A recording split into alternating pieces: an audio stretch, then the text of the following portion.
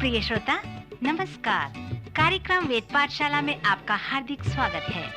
इस कार्यक्रम में हम परमेश्वर के वचन का विस्तार पूर्वक अध्ययन किया करते हैं, जो आपकी आत्मिक उन्नति के लिए लाभदायक सिद्ध होगा। तो लीजिए सुनते हैं आज का ये संदेश। मैं हर समय यहोवा को धन्य कहा करूँगा, उसकी स्तुति निरंतर मेरे मुख से होती रहेगी। मैं यहोवा पर घमंड करूँगा, नम्र लोग यह सुनकर आनंदित होंगे। मेरे साथ यहोवा की बड़ाई करो और आओ हम मिलकर उसके नाम की स्तुति करें। मैं यहोवा के पास गया, तब उसने मेरी सुन ली और मुझे पूरी रीति से निर्भय किया। इस दीन जन ने पुकारा, तब यहोवा ने सुन लिया और उसको उसके सब कष्टों से छुड़ा लिया। परख कर देखो कि यहोवा कैसा भला है। क्या ही धन्य है वह पुरुष जो उसकी शरण लेता है। हे लड़कों, आओ मेरी सुनो, मैं तुमको यहोवा का भय मानना सिखाऊंगा। वह कौन मनुष्य है जो जीवन की इच्छा रखता है और दीर्घ आयु चाहता है, ताकि भलाई देखे। यहोवा की आँखें धर्मियों पर लगी रहती है। यहोवा बुराई करने वालों के विमुख रहता है। यहोवा टूटे मन वालों के समीप रहता है और पीसे हुओं का उद्धार करता है। श्रोता मित्र, ये भजन 34 के वचन हैं। और जैसे हम भजन संहिता के सर्वेक्षण को समाप्त करने वाले हैं, तो मैं उस सच्चाई को फिर से एक बार प्रस्तुत करना चाहता हूँ कि इस भजन में अलग अलग प्रकार के प्रेरणादायक भजनावली हैं। इसमें धन्य पुरुष उपदेशक भजन हैं, भावात्मक व अनुभवात्मक प्रार्थना वाले भजन हैं, आराधना वाले भजन हैं और भविष्यवक्ता भजन भी हैं। कभी कभी एक भजन अनेक प्रकार के भजनों का संयोजन होता है। आप कुछ भजनों को प्रार्थना भजन, आराधना भजन या उपदेश भजन ही नहीं कह सकते। उनमें अनेक भजनों का संयोजन होता है। सो भजन 34 इसी प्रकार का भजन है। यह भजन कुछ भावात्मक भजन के ऊपर प्रकाश डालता है और हमें ये बताता है कि इस प्रकार के भजन के साथ कैसे कार्यविंत होनी चाहिए। इस भजन में अनेक उपदेश हैं और इस उपदेश का प्रारंभ आराधना के द्वारा होता है। मित्र, जैसे हम इस भजन पर ध्यान करते हैं तो ये हमें ऐतिहासिक परिप्रेक्ष्य के महत्व को बताता है। यह उस समय का भजन है जब दाऊद अबीमेलेक के प्रति अपना आचरण बदल दिया, जिसने उसे निकाल दिया था। श्रोता, यदि आप दाऊद के जीवन से अच्छी तरह से परिचित हैं तो पहला शमूएल के 21 और 22 अध्याय में से आपको मालूम होगा कि राजा शाऊल के भय से दाऊद कैसे भाग रहा था। दाऊद इस बात को जानने पाया कि शाऊल उसकी हत्या करना चाहता है और इसलिए वह उसके सामने से भागने लगता है। जब दाऊद पलिश्ती राजा की उपस्थिति में जा रहा था, जिसका नाम अहीमेलेक था, तो वह बड़े आंगन व द्वार में होते हुए सैनिकों के साथ जा रहा था। तो सैनिक उसके विषय में कुछ कह रहे थे और दाऊद उसे सुन रहा था। वे कह रहे थे कि क्या ये वही जवान नहीं है जिसके विषय इस्राएल में गीत गाया जाता था कि शाऊल ने हजारों को और दाऊद ने लाखों को मारा है। फिर दाऊद ने इस बात को अपने मन में रखा और गत के राजा आकीश से अत्यंत डर गया। तब वह उनके सामने एक चाल चला, अर्थात वह उनके हाथ में पड़कर पागल बन गया और फाटक के किवाड़ों पर लकीरें खींचते और अपनी लार अपनी दाढ़ी पर बहाने लगा। तब आकीश, जो गत का राजा था, अपने कर्मचारियों से कहा, देखो, वह जन तो बावला है, तुम उसे मेरे पास क्यों लाए हो? क्या मेरे पास बावलों की घटी है कि तुम उसको मेरे सामने बावलापन करने के लिए ले आए हो? क्या ऐसा जन मेरे भवन में आने पाएगा? यहाँ से उसे बाहर निकाल दो। सो दाऊद को वहाँ से बाहर निकाल दिए और दाऊद चला गया और अदुल्लाम की गुफा में पहुंचकर बच गया। मित्र, यह समय दाऊद के जीवन का अंधकार का समय था। वह जंगल में था, अपने आप को एक पशु की तरह गुफा में छुपा रहा था। वचन में हम पढ़ते हैं कि और जितने संकट पड़े थे और जितने ऋणी थे और जितने उदास थे, वे सब दाऊद के पास इकट्ठे हुए और वह उनका प्रधान हुआ और कोई 400 पुरुष उसके साथ हो गए। उन दिनों में यदि कोई ऋणी है तो उसे समस्या का सामना करना पड़ता था। उसे ऋणी कारागार में डाल दिया जाता था, इसलिए लोग भाग जाते थे। और वे लोग जो जंगल में थे, और जब दाऊद जंगल में भागा तो वे उसे भगोड़ा समझकर उसके पास आ गए। सो भजन 34 में दाऊद ने उन लोगों को भी उपदेश देकर उनके मनों को बदल दिया। बाद में जब अबशालोम ने संपूर्ण राष्ट्र को दाऊद के विरोध में कर दिया, परंतु दाऊद जो एक सामर्थी जन था, उसने संपूर्ण राष्ट्र को हरा दिया। उसके पास अब सैकड़ों सामर्थी लोग थे, परंतु जब हम इतिहास में पढ़ते हैं कि उसके पास उस समय केवल 30 लोग थे। उनमें से एक था जिसका नाम बनाया था, जो वीर पुत्र था। उसने सिंह सरीखे 2 मोयाबी को मार डाला था, और बर्फ के समय उसने एक गड्ढे में उतरकर सिंह को भी मार डाला था। मित्र, इन सामर्थी लोगों के साथ दाऊद कहाँ पर मिला और कैसे ये लोग सामर्थी व्यक्ति बन सके? भजन 34 उन प्रश्नों का उत्तर देता है। अर्थात जब दाऊद उन लोगों से मिला तो वे असफल थे। इस भजन के अनुसार दाऊद उनसे प्रश्न पूछा। पद 12 में लिखा है, वह कौन मनुष्य है जो जीवन की इच्छा रखता है और दीर्घायु चाहता है ताकि भलाई देखे। श्रोता मित्र, जब हमारा नया जन्म होता है तब परमेश्वर हमारे हृदय में मनोभाव को उत्पन्न करता है, और उस मनोभाव को हम आशा कहते हैं। आशा मनुष्य के जीवन में वो निश्चयता है कि एक न एक दिन उसके जीवन में कुछ अच्छा कार्य होगा। फिर भी कुछ देशों में 25 से 30 हजार लोग निराश होकर आत्महत्या कर देते हैं। जब मनोवैज्ञानिकों ने इस पर अध्ययन किया कि क्यों वे ऐसा करते हैं, तब वे इस निष्कर्ष में आए कि वे इसलिए आत्महत्या करते हैं क्योंकि वे अपनी आशा खो देते हैं। जिस अच्छाई की वो आशा रखते हैं वो उनके साथ नहीं होता, परंतु उनसे भी अधिक लोग हैं जो अपने जीवन में अच्छाई की आशा लगाए रहते हैं। वे अपने जीवन में भलाई देखने की इच्छा नहीं रखते। श्रोता, पौलुस प्रेरित भी हमें बताता है कि इस जीवन में 3 महत्वपूर्ण बातें हैं, अर्थात विश्वास, आशा और प्रेम। और आशा एक बड़ी बात है जो विश्वास की ओर अगुवाई करता है। यदि आपके पास ये विश्वास है कि इस संसार में आपके लिए कुछ अच्छाई है, परंतु आपके पास ऐसे कुछ भी नहीं है कि आप उसे प्रमाणित कर सको, तो यह आशा है। सो आशा हमें विश्वास की ओर अगुवाई प्रदान करता है। फिर पौलुस कहता है कि तीसरी जो सबसे बड़ी बात है वो प्रेम है। मित्र, आप यहाँ पर पौलुस के तर्क पर ध्यान करें। वो कहता है आशा बड़ी बात है क्योंकि वो आपको विश्वास में ले आता है।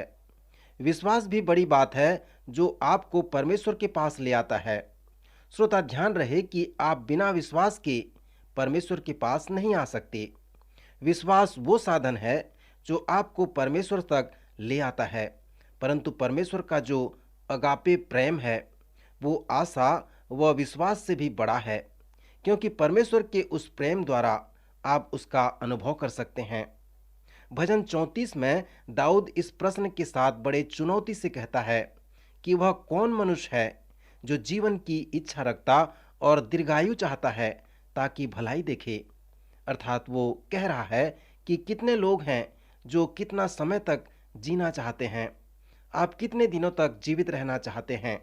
जब आप किसी से पूछें कि वो कितने लंबे समय तक जीवित रहना चाहता है, तो क्या वह कहेगा कि 20 वर्ष, 2 माह, 3 सप्ताह और 2 दिन? नहीं, वो कभी ऐसा नहीं कहेगा, परंतु वो दीर्घायु जीवन की अपेक्षा करेगा। क्यों? क्योंकि वह कुछ अच्छी वस्तुओं को देखने की आशा रखेगा, और वो इसलिए क्योंकि उसके हृदय में एक दृढ़ विश्वास है कि एक दिन अच्छी बातें उसके जीवन में होगी। सो दाऊद उन भगोड़ों और उन असफल लोगों से कह रहा है कि परख कर देखो कि यहोवा कैसा भला है, क्योंकि यहोवा परमेश्वर ने तुम्हारे मन में आशा को इसीलिए रखा है। परमेश्वर चाहता है कि वह एक दिन आपके जीवन में यह प्रकट करे कि वह भला है, वह आपकी आशा को पूरा करेगा। फिर दाऊद अपने व्यक्तिगत अनुभव को संक्षिप्त में बताते हुए कहता है कि इस दीन जन ने पुकारा, तब यहोवा ने सुन लिया और उसको उसके सब कष्टों से छुड़ा लिया। इसलिए अब तुम भी उस परमेश्वर को परख कर देखो कि वह कैसा भला है। परमेश्वर ने मेरे मन में उस आशा के लिए आया है जिससे मैं उस पर भरोसा रख सकूं कि वह भला परमेश्वर है। और उसने उन्हें चुनौती देते हुए कहा कि वे भी उस पर भरोसा रखें, उसका भय मानें, क्योंकि उसके डरवैयों को किसी भली बात की घटी नहीं होती। फिर दाऊद उन्हें एक और बड़ी चुनौती देकर कहता है, मेरे साथ यहोवा की बड़ाई करो और आओ हम सब मिलकर उसके नाम की स्तुति करें। मित्र, यही वो वाचा थी जिसने उन भगोड़ों के और असफल लोगों को सामर्थी जन में परिवर्तित कर दिया। व्यवस्था व इतिहास की पुस्तकों में हमने देखा कि परमेश्वर साधारण लोगों द्वारा असाधारण कार्य किया। ये भगोड़े लोग जो असफल लोग थे, जब वे सामर्थी परमेश्वर से भेंट किए, उसके विषय में जाने, उसका भय माने, तो वे भी सामर्थी हो गए। सो जब कोई परमेश्वर द्वारा सामर्थी व बलवंत होता है या परमेश्वर उसे उपयोग करता है, तब उसे ये कहना है कि हे परमेश्वर, मैं नहीं पर तू है, मैं नहीं किया परंतु तूने किया, और मैं नहीं चाहता था परंतु तू चाहता है। मित्र, यही है वो वाचा जिसे दाऊद ने इन लोगों के साथ बांधी थी कि हम कुछ भी नहीं हैं, हम भगोड़े और असफल लोग हैं, परंतु हम विश्वास करते हैं कि हम कुछ अच्छाई देखने वाले हैं और उस अच्छाई को हम परमेश्वर से प्राप्त कर सकते हैं यदि हम उसके पास आएं, उस पर भरोसा रखें, तो वह हमें आशीष देगा। सो आइए हम सब मिलकर उसके नाम की स्तुति करें, यहोवा की बड़ाई करें। मित्र, भजन 34 सचमुच में एक महान भजन है जो भावात्मक और असफल लोगों को प्रस्तुत करता है। क्या आप कभी अपने जीवन में असफल हुए हैं? अनेक लोगों को किसी न किसी तरह से असफल होना पड़ता है। कई लोग आर्थिक, नैतिक व आत्मिक रूप से असफल होते हैं, शादी विवाह में असफल होते हैं, माता पिता होने के नाते असफल होते हैं। परंतु आप जब भी असफल होते हैं या इस असफलता का अनुभव करते हैं, तब भजन 34 आपको बताता है कि ऐसे समय में आपको क्या करना है। आप परमेश्वर के पास आएं, परमेश्वर को धन्यवाद दें, उसकी बड़ाई करें, उसकी प्रशंसा करें, क्योंकि लिखा है कि परख कर देखो कि यहोवा कैसा भला है। मित्र, पवित्र शास्त्र में भजनकार दाऊद को भविष्यवक्ता के रूप में प्रस्तुत किया गया है, क्योंकि पिंतीकुस्त के दिन पतरस ने भजन 16 से ही विषय लिया था। और इस भजन 16 में दाऊद कहता है, मेरे लिए माप की डोरी मनभावने स्थान में पड़ी और मेरा भाग मनभावना है। मैं यहोवा को धन्य कहता हूँ, क्योंकि उसने मुझे सम्मति दी है। मैंने निरंतर यहोवा को अपने सम्मुख रखा है, इसलिए कि वह मेरे दाहिने हाथ रहता है, मैं कभी न डगमगाऊंगा। इस कारण मेरा हृदय आनंदित और मेरी आत्मा मगन हुई। मित्र, अब तक ये एक सुंदर भजन है, परंतु अब जब दाऊद इस प्रकार कहता है तो यह भविष्यवाणी भजन कहलाता है, अर्थात मेरा शरीर भी चैन से रहेगा, क्योंकि तू मेरे प्राण को अधलोक में न छोड़ेगा, न अपने पवित्र भक्त को सड़ने देगा। यहाँ पर दाऊद अपने आप के विषय में बातें कर रहा है और पतरस इस बात को पिंतीकुस्त के दिन प्रकट किया था। और जब पतरस पिंतीकुस्त के दिन इस भजन 16 को प्रचार किया तो उसने कहा, हे भाइयों सुनो, दाऊद मर गया, गाड़ा गया और उसकी कब्र आज तक हमारे यहाँ वर्तमान है। मित्र, यदि आप आज भी पवित्र नगर में जाते हैं तो दाऊद की कब्र को देख सकते हैं, क्योंकि वो आज भी विद्यमान है। सो दाऊद मरा और गाड़ा गया और उसका मृतक देह सड़ गया। परंतु पतरस यहाँ पर कहता है कि दाऊद जिस बात को भजन 16 में कह रहा है, वह उस बात को अपने विषय में नहीं, परंतु प्रभु यीशु मसीह के विषय में कहता है।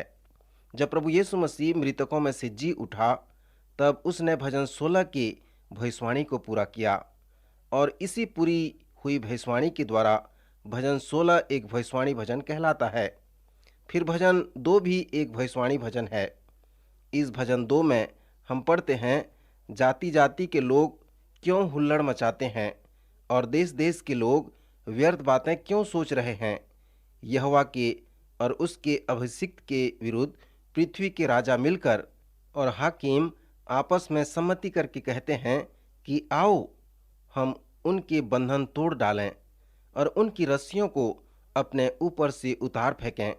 वह जो स्वर्ग में विराजमान है हंसेगा, प्रभु उनको ठट्ठों में उड़ाएगा। फिर वह कहता है कि एक दिन प्रभु उन लोगों के पास आएगा जो हुल्लड़ मचाते हैं। वह प्रभु के आगमन को इस प्रकार से वर्णन करके कहता है, तू उन्हें लोहे के डंडे से टुकड़े टुकड़े करेगा, तू कुम्हार के बर्तन की नाई उन्हें चकनाचूर कर डालेगा। मित्र, यदि आप इस वचन से परिचित हैं तो जब प्रभु यीशु मसीह पहली बार इस संसार में आया तो लोगों ने उसकी दाढ़ी नोची, उसे घूंसे व मुक्का मारा, उसके सिर पर कांटों का मुकुट पहनाया, उसे कोड़े मारे गए और क्रूस पर चढ़ा दिया गया। परंतु पवित्र शास्त्र बताता है कि अब उसका आगमन ऐसा नहीं होगा। वह गैर यहूदी लोगों को लोहे के डंडे से टुकड़े टुकड़े करेगा और कुम्हार के बर्तन की नाई उन्हें चकनाचूर कर डालेगा। सो उसके दूसरे आगमन में वो राजाओं का राजा व प्रभुओं का प्रभु होगा। भजन 2 की भविष्यवाणी में हम इसी बात को देखते हैं। फिर भजन 46 भी एक भविष्यवाणी भजन है जो मेरे पसंद का भजन है।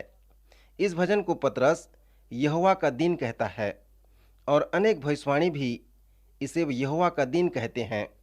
मित्र, यदि आप पवित्र शास्त्र में भविष्य की बातों का अध्ययन करते हैं तो आप जानते होंगे कि हम उसे प्रभु यीशु मसीह का दूसरा आगमन कहते हैं। यह अनेक घटनाओं की एक श्रृंखला है जो एक लंबे समय को पूरा करता है।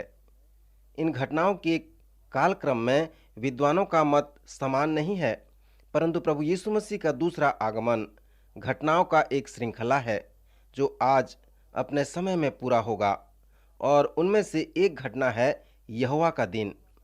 पतरस हमसे कहता है कि जब यहोवा का दिन आएगा तो सभी प्रकार की भौतिक वस्तुएं समाप्त हो जाएंगी।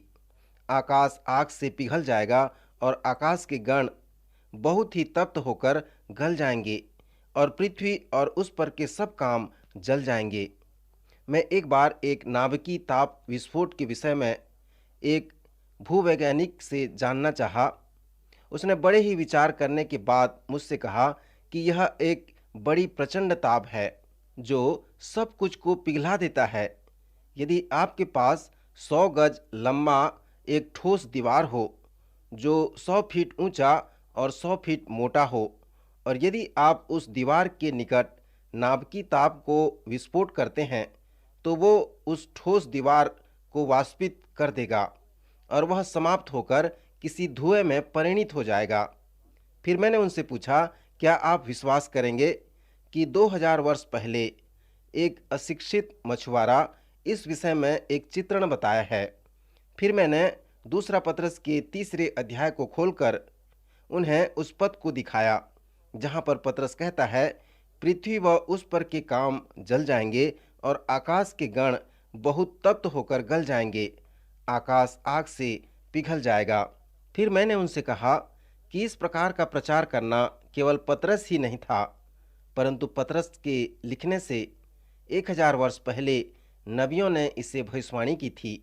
सो भजन 46 का जो लेखक है वो एक भविष्यवक्ता था। मित्र, जब हम भविष्यवक्ताओं के विषय में सर्वेक्षण करेंगे तब हम देखेंगे कि पुराने नियम में परमेश्वर जब कहता है कि कुछ होने वाला है, परंतु नबियों का कहना है कि वो घटना हो चुका है। सो जब परमेश्वर कहता है कि वो होने वाला है तो भविष्यवक्ता उस घटना को इस तरह से प्रस्तुत करते हैं कि वो हो गया है।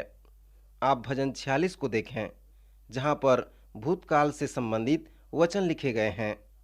परमेश्वर हमारा शरण स्थान और बल है, संकट में अति सहज से मिलने वाला सहायक। इस कारण हम कोई भय नहीं खाते। चाहे पृथ्वी उलट जाए और पहाड़ समुद्र के बीच में डाल दिए जाएं, चाहे पृथ्वी गरजे और फेन उठाए और पहाड़ उसकी बाढ़ से कांप उठे। सेला अर्थात थोड़ा रुको और इसके विषय में विचार करो। चौथे पद में लिखा है, एक नदी है जिसकी नहरों से परमेश्वर के नगर में अर्थात परम प्रधान के पवित्र निवास भवन में आनंद होता है। परमेश्वर उस नगर के बीच में है, वह कभी टलने का नहीं। पौ फटते ही परमेश्वर उसकी सहायता करता है। जाति जाति के लोग झल्ला उठे, राज्य राज्य के लोग डगमगाने लगे।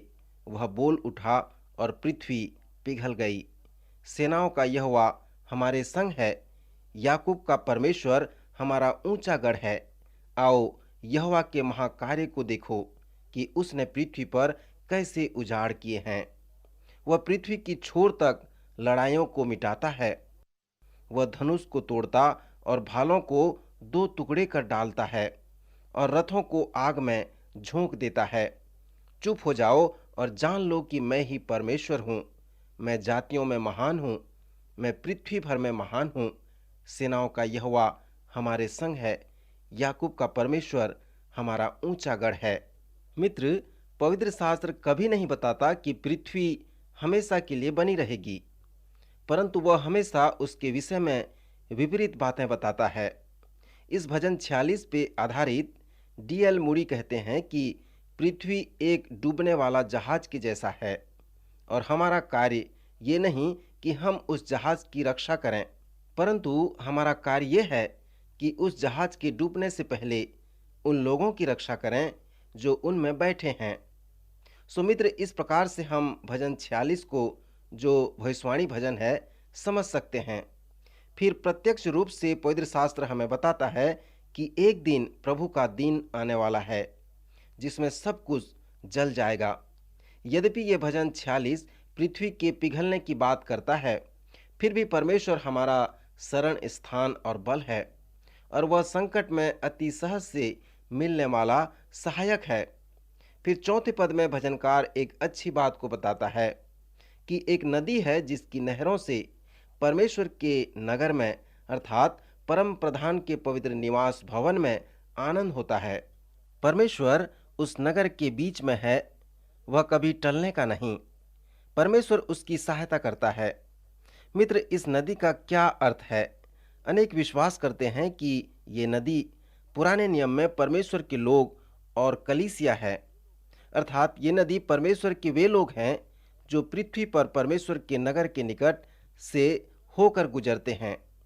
सो स्वर्ग में अनंत राज्य के लिए है। परमेश्वर के लोग वहाँ के लिए स्थायी हैं। इसलिए हम अपने आप को बलिदान करके प्रभु यीशु मसीह की कलीसिया का निर्माण करते हैं। प्रभु यीशु मसीह ने कहा, मैं अपनी कलीसिया बनाऊंगा और अधोलोक के फाटक उस पर प्रबल न होंगे। श्रोता, ये कलीसिया क्या है जो प्रभु यीशु मसीह द्वारा निर्माण किया जा रहा है? भजन 46 में कलीसिया वो नदी है जो इस पृथ्वी में होकर बह रही है। फिर जब हम इस भजन के मध्य में आते हैं तो वहाँ पर प्रभु के दिन के विषय में वर्णन पाते हैं जो भूतकाल के विषय में बताता है, अर्थात ये बातें हो चुकी हैं। वचन में लिखा है, लोग झल्ला उठे, लोग डगमगाने लगे, वह बोल उठा और पृथ्वी पिघल गई। इससे ऐसा लगता है कि ये सारे कार्य हो चुके हैं, परंतु यह प्रभु के दिन के विषय में भविष्यवाणी है। मित्र, स्मरण रखें कि यद्यपि हम झल्ला उठें या डगमगाने लगें, फिर भी सेनाओं का परमेश्वर हमारे संग है, याकूब का परमेश्वर हमारा ऊंचा गढ़ है। फिर इस भजन के मध्य भाग में हम एक और अच्छी बात को पढ़ते हैं जो पद 10 में मिलता है। लिखा है, चुप हो जाओ और जान लो कि मैं ही परमेश्वर हूँ। श्रोता, क्या आप कभी परमेश्वर के स्वर्गीय उपस्थिति का अनुभव किए हैं? अनेक लोग हैं जो अपने कार्य की व्यस्तता के कारण परमेश्वर की स्वर्गीय उपस्थिति का अनुभव नहीं कर पाते, परंतु परमेश्वर का वचन यहाँ पर कहता है कि चुप हो जाओ और जान लो कि मैं ही परमेश्वर हूँ। मेरे मित्र, क्या आप अनुभव से जानते हैं कि परमेश्वर है? जब पृथ्वी उलट जाए पहाड़ समुद्र के बीच में डाल दिया जाए, समुद्र गरजे और फेन उठाए और पहाड़ उसकी बाढ़ से कांप उठे, पृथ्वी पिघल जाए, लोग झल्ला उठें। मित्र, जब ऐसा होने लगे तो क्या आप परमेश्वर को जानते हैं? क्या आप ऐसे कह सकते हैं कि परमेश्वर मेरा शरण स्थान और बल है, संकट में मेरा सहायक है? प्रभु आपकी सहायता करे कि प्रभु आपका शरण स्थान और बल हो जाए। इन वचनों द्वारा हम आज रुकना चाहते हैं। प्रभु आपको आशीष दे।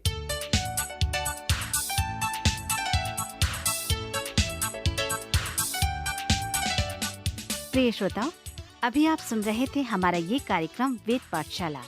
श्रोताओं, आपको ये जानकर खुशी होगी कि हमारे पास इस अध्ययन से संबंधित नोट्स उपलब्ध हैं, जिन्हें हम सभी श्रोताओं को निशुल्क भेजना चाहते हैं। यदि आप इसे प्राप्त करना चाहते हैं तो हमें इस पते पर लिखें। हमारा पता है कार्यक्रम Ved Pathshala, radio Vishwavani, post box number 317, Lucknow 226001, Uttar Pradesh. हमारा पता एक बार फिर सुन लीजिए। कार्यक्रम Ved Pathshala, radio Vishwavani, post box number 317, Lucknow 226001, Uttar Pradesh. और हाँ श्रोताओ, अब आप हमसे ईमेल के द्वारा भी संपर्क कर सकते हैं। हमारा ईमेल आईडी है hindiembassy@radiovv.org, hindiembassy@radiovv.org। और इसी के साथ हमारे आज के कार्यक्रम का समय समाप्त होता है। अगले कार्यक्रम में आपसे फिर भेंट होगी।